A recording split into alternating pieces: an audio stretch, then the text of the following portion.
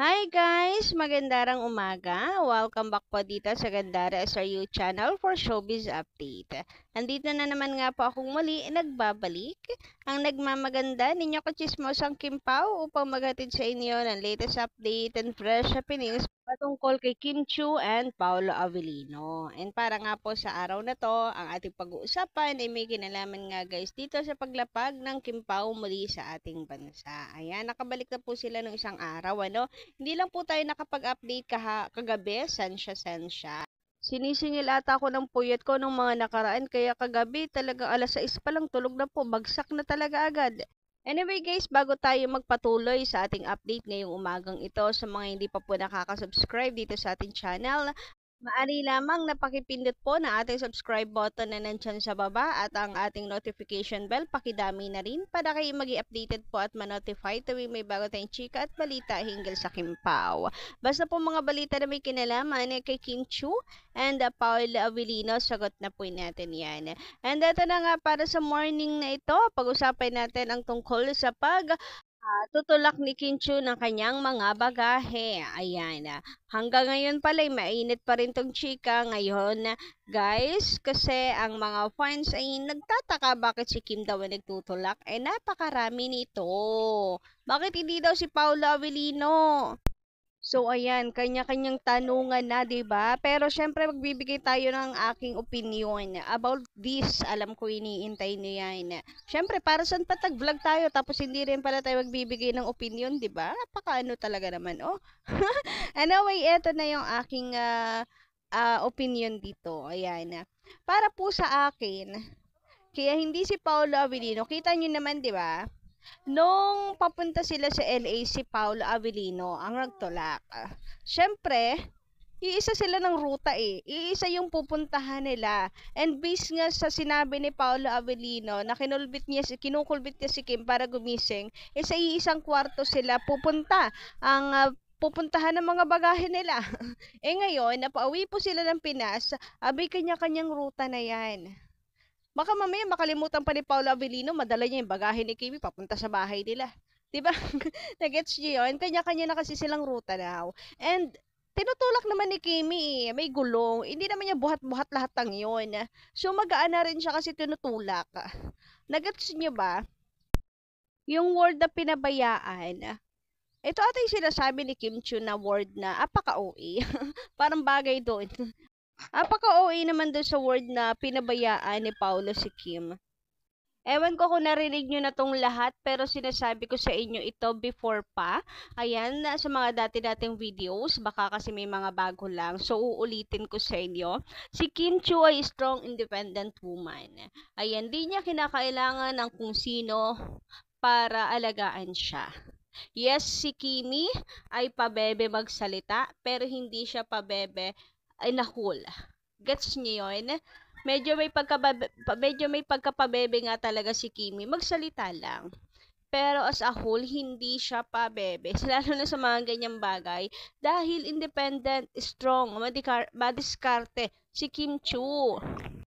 As long as gusto nating mabuhay si Kimi as prinsesa, like napapanood nating fairy tale, mga ganyan, and as long as gusto rin naman ni Paula Avellino na maging prinsesa siya anytime, napaka-strong independent woman ng kanyang chinita. Nagets niyo yon? Yes, sometimes, hindi pala sometimes, always din naman, na napaka-prinsesa ni Kim K. Pao, pero may mga bagay na kaya naman ni Kim. Spoiled man yan kay Paolo, pero sa totoo lang tayo. Like, yung mga bagay na kailangan talaga ng pag-aalaga ni Paolo kay Kim, nandiyan naman si Paolo, hindi naman pinapabayaan. Pero may mga times kagaya talaga nito na hinahayaan daw din ni Pau si Kim kung saan siya komportable, 'di ba? Malay nyo naman si Kim na talaga yung nag-insist, di natin alam. Hindi naman tayo anino kasi ni Kim and Paolo, right? But anyway, salute pala kay MJ kasi napakabilis talaga niya pagdating kay Kim and Paolo sa Kim Pao. Grabe yun, napakabilis talaga. Thank you so much sa ayuda, MJ, sa effort always sa pag-update sa mga Kim Pao fans. So may nakita nga akong tweet dito, sabi, issue pa rin pala hanggang ngayon na si Kim may tulak ng maleta. Sarap puksain ng mga taong makikitid ang utak. Sabi pa dito, yes, OA si Kim minsan sa kilos at magsalita. Kasi nga, bubbly. Pero sa mga nakikita ko sa kanya, hindi siya OA or magpapakapabebe sa mga lalaki. Hindi nagmamaganda or hindi nagfi-feeling prinsesa para iasa na ng lahat sa iba kahit maliit na bagay. At kung kaya naman, kung kaya naman, strong and independent yan eh. Ho, di ba? Nagets nyo guys. Yes, pagdating sa mga ganyan, halimbawa, kaya naman niya, hindi pa bebe si Kim Chu. Lalo na sa lalaki. Ano nga lang ngayon, medyo na-spoiled kay Paulo, pero still, Kim is being Kim. Sana nagets na ng lahat yan, ano? At matapos na. Sabi pa dito, mga show nga eh, hindi naman si Kim nagbuhat ng maleta. Cart lang at tinulak niya at wala pa sa buhay ni Kim si Pao. Nagtulak na yan ng cart. Nagbubuhat pa nga ng mga maleta. Nagbubuhat pa nga ng maleta siya before. Hindi naman all time pa bebe mga girls. Ako ngayon nagbubuhat ng galon at sako. Yes. And ayun na nga, kanya-kanya ka na kasing ruta yan. Tulad sabi ko baka mamaya ang maiuwi ni Paolo gamit ni Kim Chiu. Charot. So kanya-kanyang ruta na. Kaya siguro si Kim ininsist na siya na lang talaga yung magtulak ng gamit niya since naka-cart naman yon, 'di ba? Di naman kasi tayo anino nga ng Kim Pao.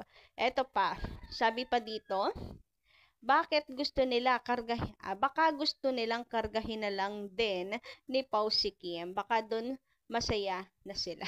Grabe naman yung kargahin na ni Paulo si Kim.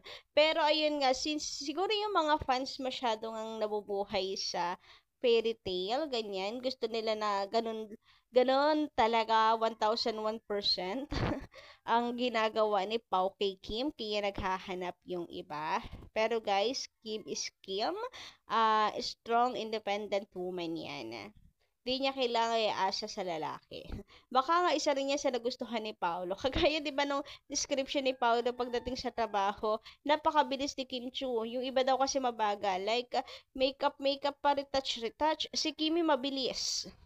Talagang pak uwi kung uwi. Ganon. Hindi na pabebe. Mabilis talagang kumilos. Why na gustong gusto ni Paolo kay Kim Chu. Napaka flexible, independent, hindi talaga umaasa sa mga kasama niya, ganon. And girls, wake up! Dapat tayo din, ganito tayo lahat.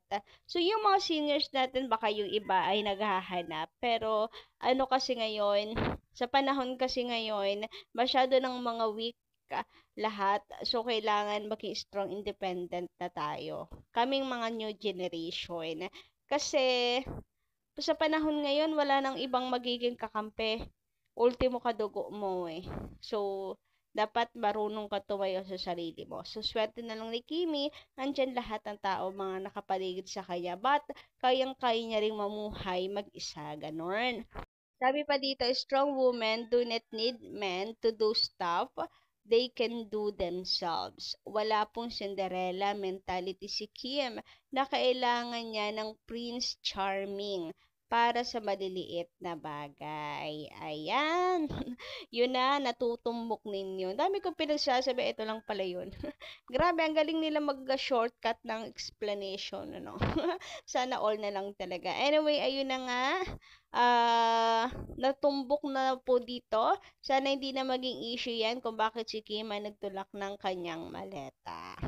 Baka naman kasi or bakit naman kasi ini-issue niyo yan or ini-issue yan. Lagi na lang, bawat kilos mapafine o hindi, may napapansin, may napupuna, no ba yan? Pwede bang wag tayo maging basher ng Kim Pao?